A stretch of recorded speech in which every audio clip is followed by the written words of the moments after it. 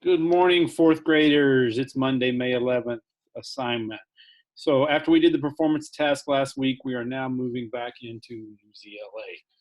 This week we'll be reading some articles about Asian American because it's Asian American History Month, and a couple ones on, we have at least one on missions, a history one.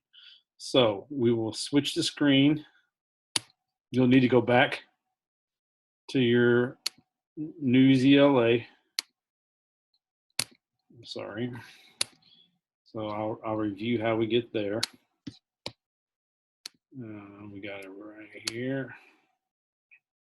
So remember, you go to courses, come to Newsela.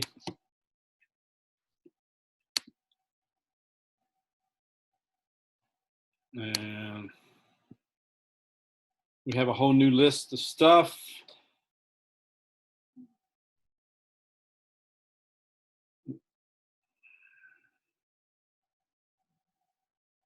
Okay.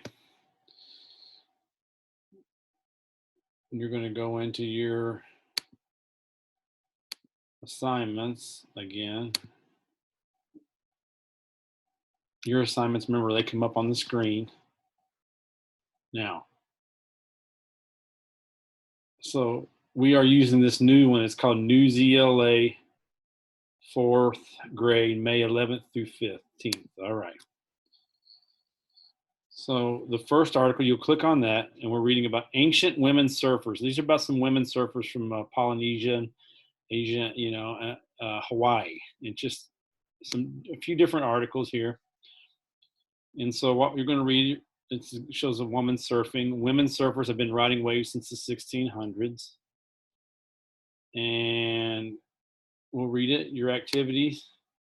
It's going to be right. It says, describe what you think the author's purpose was for writing this text and whether they were successful in this purpose. Support your response with specific details from the text. So I put a sentence frame in here. It says author's purpose was to, remember, it's either to persuade, inform, or to entertain. And we're going to watch a short video. I'm not going to do this separate. We're going to watch this in here together. So it's going to explain what authors, review it real quick. It's just a short video.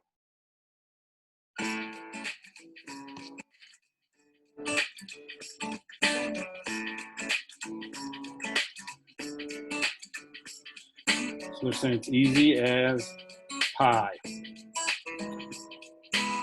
Pie, P for persuade, I for inform, E for entertain.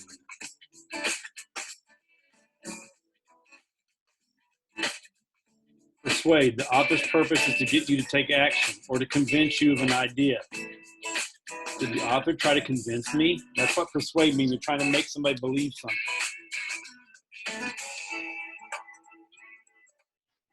Inform means the author's purpose is to teach you or tell you information. Did the author try to teach me something? Okay. So you can see if they're trying to teach you or they're trying to persuade you.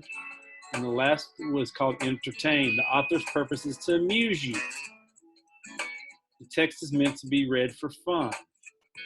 Okay, did the author want to tell me a story?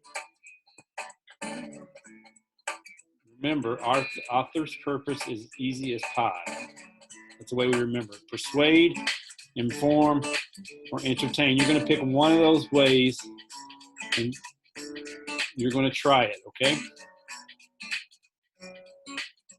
And we'll stop it there. So you're going to go back in here. As we're reading this, you need to be paying attention. Why do you think the author wrote this? So history.com, usually history might be trying to tell us, good chance it's trying to inform us of something, teach us something when it's talking about history. And you can see, you can look for clues here.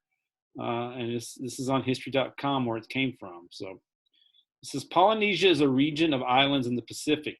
People have been surfing in Hawaii and other Polynesian islands since the 1600s.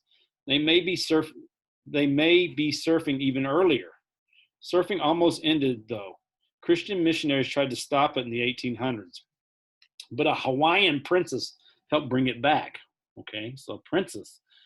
Okay, says So far, it's given me a lot of facts and information. So that's maybe a clue on what the purpose is. Okay, so before Europeans arrived, surfing was an important activity on the islands. Men, women, and children of all social classes participated.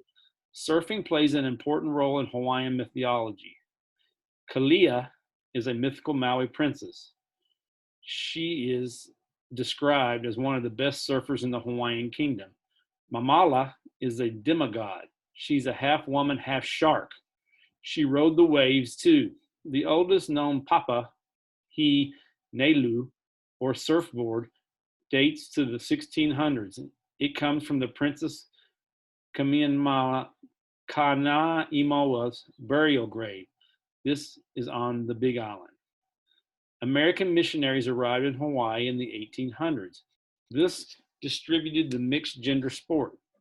This disrupted the mixed gender sport. That means there was men and women both doing it. They did not approve of surfing. Missionaries introduced their own games. They tried to replace the locals' tradition. So, you go to a new place and people come in and try to tell you what to do. People might not like that. And that happened in California a lot with our missions too, with the Native Americans.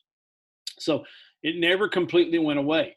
Yet surfing never completely went away. By around 1900, it made a comeback. People often focus on the men that saved the sport. These include 3 Hawaiian princesses who impressed Californians with their surfing in 1885. Yet women played an important role too. Princess Kaiulani helped revive the sport in Hawaii. She even brought it to England. And so surfing continued to spread around the globe. Hawaiian Olympic champion Duke Keamanamaku is considered the father of modern surfing.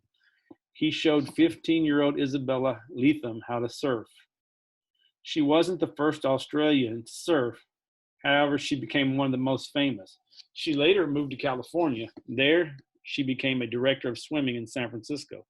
She tried to introduce surf life-saving methods. She was not allowed to do this in Australia because she was a woman. Another thing, article about women, women changing, how things have changed. So popular California pastime. We know surfing's popular here in California.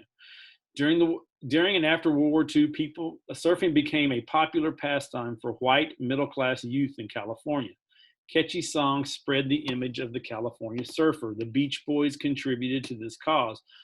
Their songs included Surfin' Safari, and Surfin' USA. At the movies and on TV, a teenage girl named Gidget rode the waves. Gidget was based on a real-life surfer, Kathy Kohner. Kohner learned to surf as a teenager in Malibu, California in the 1950s. Gidget spread the image of a surfer girl all over the United States. Surfers were still seen as white and male. Native female surfers made a space for themselves. Native Hawaiian female surfers, sorry. One of them was Rael Sun. Sun began surfing at age 4. She surfed at Makaha, a small town on Oahu.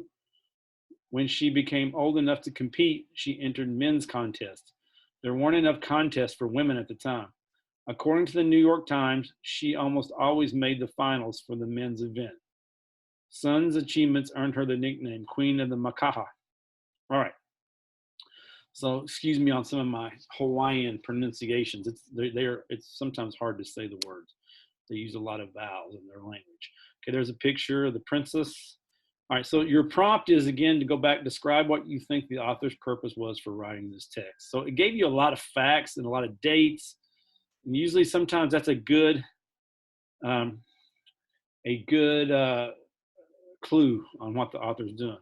Now, just because this is your article for today, if you want to look at a couple of these other ones about surfing, there's a whole bunch about surfing in California. I mean, you can go ahead and read extra, but this is what you're required to do. Okay, this article. But these other ones just say related.